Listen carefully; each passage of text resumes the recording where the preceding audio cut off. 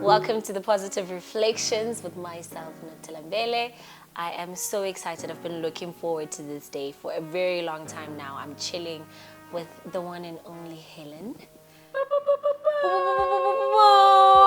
This is a day that I have personally just been looking forward to for a very, very long time. I told you earlier on when we were chilling that you're one of the people that I'm like, oh my gosh, she's such a gem.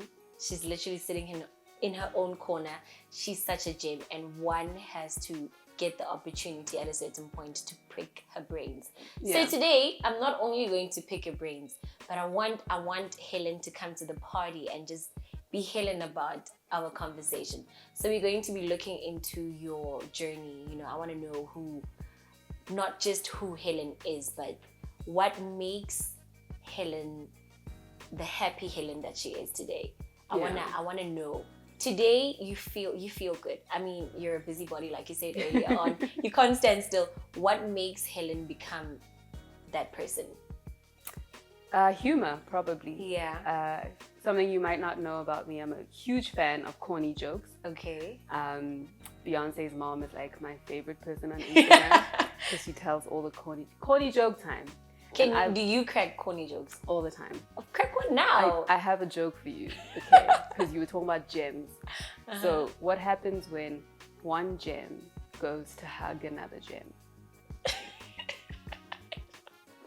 Gem squash. That's what happens.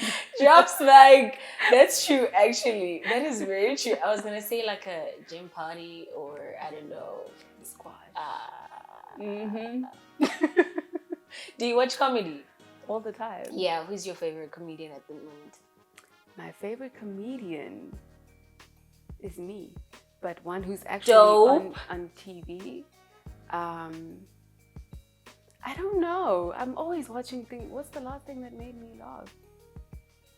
You know, the Twitter threads always make me laugh. Like I recently saw one where somebody said, guys, let's make a thread about the things that happen in taxis. And that thing was just a mess. You know, I've once uploaded a video of a taxi experience I've had. What happened? I was catching a taxi from, I think, CBD, and I was going to my aunt's place in Winchester, in the south of Joburg. And I literally had an experience where the taxi door was literally like breaking while the taxi was moving. So when you got off, it was like a mission. It was the worst. And one lady got off and literally the door fell off. I have a video of it. I will definitely find add it to the thread. Definitely, right? I'll find a way to share it. But I think you are actually funny. Since you got here, not only have you been dropping gems, but I've been laughing, and I really love laughing. Gems and jokes. That's what I'm about. Gems and jokes. Would you consider like moving forward as finding yourself maybe in comedic spaces? No. So if you speak to my brothers, they'll tell you that I think I'm funny, but I'm not funny. Do they think you're funny? No, they do not. But I would not consider comedy because that's an actual skill and an actual gift that people have, which is why I feel like just because you can make one person laugh doesn't mean you're Trevor Noah. Yeah. Not everybody should pursue seriously the things that aren't their gifts. Now, not seriously, yes, pursue everything you want, but don't now tell us that you are a stand-up comedian if really you just aren't. Speaking of gifts, you are in the space of arts and entertainment. You are a journalist, and you've been in this space for more than 10 years, 12 years, 13 years now? Many years. Many years now. And you know your craft. You know that this is where you belong. When was that one moment where you're like, this is where I'm at and I'm set? How did you know that you belong in the arts and entertainment space as a journalist, as someone that just wants to pick and know more and make it better than what it is already? I don't think there was a moment when I knew that this is where I belong, because I think for the longest time I didn't feel like this is where I belong, because this was never my plan. I was planning on becoming a copywriter, And the only reason I wanted to become a copywriter was because I was really good with words ever since I was a kid. But I was really good with words because I was really good at talking to people. My dream in life is television. That's always been my thing. But I basically grew up with like kids telling me all the time, "Nyapapa," you know, and grown-ups telling me "Nyapapa." And I think at some point I was just like, oh, so maybe I'm not supposed to be on TV, you know, like maybe I'm not a Trevor Nelson or an Oprah or whoever else. So when I got into journalism, it was something I was doing because I'm good at it and I found my way into it, but I didn't feel like I belonged in an instant. I think it's something that happened gradually where you just find yourself like, oh, I can do this, and it has a positive effect on people, so maybe I belong. Copywriting, creating content is your thing. I picked up somewhere that you also did a little bit of ghostwriting. Do I do that? Do you still, is it something that you're still into? Tell me a little bit more about it. You know, I'm going to take this time to plug my own show called Mbali. I had a conversation with Subs, and he was telling me that the thing about ghostwriting is it's meant to be hidden. So you keep that part of your life, whatever it is, whether you're ghostwriting rhymes, ghostwriting articles, ghostwriting whatever. It's called ghostwriting for a reason. So this is you saying you won't even disclose what you're ghostwriting. No. Oh, amazing. Amazing. Stand your ground. Boundaries. Stand your ground. That's amazing. So within the space that you're in the journalism space, let me rather say, do you feel like there is room for improvement? Especially in the South African journalism world. In the industry? I think there's room for improvement in every industry. And I think that the improvement comes with an individual. Okay. So if you are working on you and becoming a better interviewer, that instantly makes the industry better because you are working on you. So it starts with you, basically. Yeah, and people who are watching you are like, damn, I want to be at that level or better. And that is a change in the industry. What makes you, or what do you do to continue or constantly find a way to improve your craft, to kind of, you know, make an impact in the industry that you're in? Yeah, I think one of the ways that I try and improve is by consuming things that aren't what I do. So sometimes, you know, you can watch like a lot of interviews and you end up sounding like those interviewers and you end up doing things like them because that's what you're watching. But if you are an interviewer, you can also watch comedy or you can go and draw or you can go do something else that's stimulating, but that isn't what you do, because invariably that will inspire something in you and that will show up in your work, I think. How do you see yourself being of not even just motivation, but a helping hand to the next female that wants to be 10 times more amazing than you are right now? In the everyone must. I am the standard. No. I think I do my best to practice what I preach. So I don't ask of anyone what I don't do or at least aspire to. So the way that I will be of use or of value to the next generation is something only they can tell me. It's not something like I can hope to do things, but they will be like, you know, Helen did this, or by Helen doing this, I was able to, etc., you know? And in your head right now, do you have any ideas of how you would pull together females to make the industry a better place? I have many ideas and things that I'm already doing. But like I was telling you earlier, that I don't think that everything should be out in the open because that's when people other you, right? People then go, oh, but we gave women something. Yeah, true. And we're not asking you to give us anything. We're saying we belong in these spaces. So you're either going to make room, or we are going to come and take that room. On a lighter note. On a lighter note. You still haven't thought of a joke for me? No. Okay. On a lighter note, I wanna know what excites you. What's the one thing that you think about sometimes? You're like, oh my gosh, wanna do that, love that. What excites you in life? What gives you excitement in life? The thing that excites me the most right now is our plans for mbali.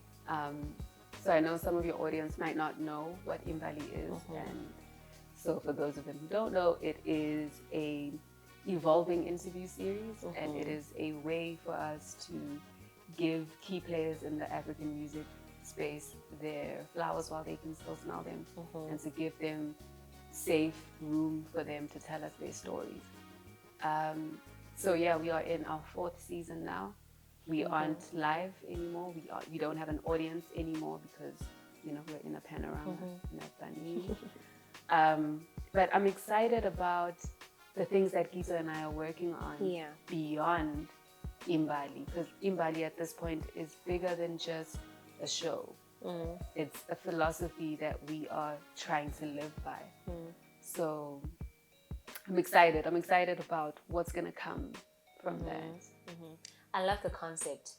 What inspired the concept? What inspired putting together a show, or not even a show, but an entire... I don't even know how to phrase it, but I feel like it's something and that is so needed and so necessary, especially in the entertainment space, you know, being able to still give people literal flowers, because I've seen you literally give them literal flowers. And like I was telling you earlier on, I'm a person, I love tangible stuff. I wanna feel it. I wanna be there. I wanna feel presence, you know. So I can only imagine how the next person feels getting literal flowers. You know, it's such a beautiful concept. What inspired it? So my journey as a music journalist has predominantly been about immortalizing people, you know. A long time ago, somebody said, so basically, Helen, you're like music's memory. And I was like, that is a big shoe to fill. It is. I don't know. But I mean, it fits. Okay, I'm going to take that. I'm going to receive it. But here's the thing, right? So I always felt like the conversations I'm having with musicians are so incredible because they are beyond how did you make this song? The common thread throughout everything that I do is the collective human experience. And what that means is we're talking about this song, but we're talking about a specific place in your life. We're talking about something that other people can relate to. That's why it's a collective human experience. And what I found was that I'm having these great conversations, but not everyone is going out to buy the paper. So you guys are missing these conversations. And the same guys will then go to a radio station for a 7-minute interview where everyone's like, so this guy that you're dating, and then this girl that you beat up, and then like it's everything except the main thing. We're not keeping the main thing, the main thing. And because I felt like we're having these conversations and not everyone has access to them, I decided, what about if we expand the medium? And it's not just about writing, it's you can hear it. And so the first season of mbali was audio. It was just podcasting. So we had like Tebe, and I think like in the second season, we had like people like Mshoza, who was talking about the law of attraction, which is not something that people ask her about. You know what I mean? But it is who she was. And so essentially it started because I was like, I want more of us to have these conversations about the collective human experience. And if you guys won't come to this medium, maybe you'll like this medium. And we continue to do. On a lighter note, again, you come across as a I remember the first time, not even the first time I saw you, but I think this is like the second or the third time I saw you in person. And it was at, there was an event happening back home at the Vereniging. You say back home like we're in the 1930s and you have to come from the mine. Like, I mean, we're in Joburg now. And We're in Joburg, back home as in the Val. Oh, by the way, we're from the Val. If the t-shirt didn't give it away. If the t-shirt didn't give it away, we're both from the Val. Yeah. So there was an event happening, Make Things Make. And that was the second or the third time I'd seen you. And your presence spoke a lot to me. Aww. Literally. You know, like when someone big walks into a room and everyone is like, oh my gosh, and you can't stop looking. Like, you don't know, you wanna smell them, you just wanna say hi. Don't smell me. That's creepy. That's creepy. It's really creepy for real. But like, I remember wanting, in my mind, it was like, I don't know how, but I always catch on to the right kind of energy, people that are literally filled with life. And for me, that allows me to have more life. That allows me to gain more, like learning. Like I told you earlier, I'm all about learning through other people, you know. Yeah. So I want to know, who is that one person, or maybe a couple of other people, that you look at and you're like, oh my gosh, what a spectacular human being. Ooh. I'm pretty lucky, man, because my job is to speak to some spectacular people. And sometimes it's people that you expect. And sometimes it's like completely unexpected energy. Like just, whoa. The people who I really enjoy are people like Anele. For me, like, what a blueprint, man. Anele Ndod. Yes. She's just Anele. Anele. Like who else? Which other Anele do you know? I mean, someone else is probably saying who? Which other Anele? Anele? I mean, there's Anele Papu. Who's that? There's Anele is a photographer. Anele Papu is a photographer. There is so many other Aneles. Like who? South Africa. No, but like, I mean, you can't compare Anele with other Aneles, really. No, but yeah, but that's what I'm saying. Like, yeah, she's someone who has consistently built her name, quite literally, by being herself. And when she walks into a room, she's not shrinking. She's not trying to be like, what would you like to see from me? She's herself all the time. And I think that sometimes people in the entertainment industry feel like they have to fit in. Yeah. They have to, like, just to get your foot in the door, you know? And maybe there are some things that she feels like she had to do, some sacrifices she had to make in order to build herself. But right now, like, she wears makeup when she wants to. She is on the red carpet at like, was it the Oscars? I don't know what American show it was. Okay. But she does that, but she also does radio, and she produces television, and she does whatever the heck she wants. That's amazing. What's the one thing that you're taking from what we just had right now, this session that we had? That I need to have more jokes prepared for people. Because you never know when they're going to ask you. I'm still waiting for the joke. You cracked one. I'm still waiting for the other one. But thank you so much for joining us today, Helen. This will definitely be the very first to many more breezeful and, I don't know, comfortable conversations with people that are filled with life, just like you are. Hopefully, we'll get to see you again here. Yes, and if you don't see me here, you can go to my YouTube channel. Definitely. Which is my name. Yeah. So youtube.com/Helen Herimbi, and watch mbali past episodes and all the other stuff. Always watch, learn, see what I'm seeing. By maybe you won't even understand why I'm saying a while over Helen. So in order for you to understand, you'll have to check out mbali. Thank you so much. See you next week.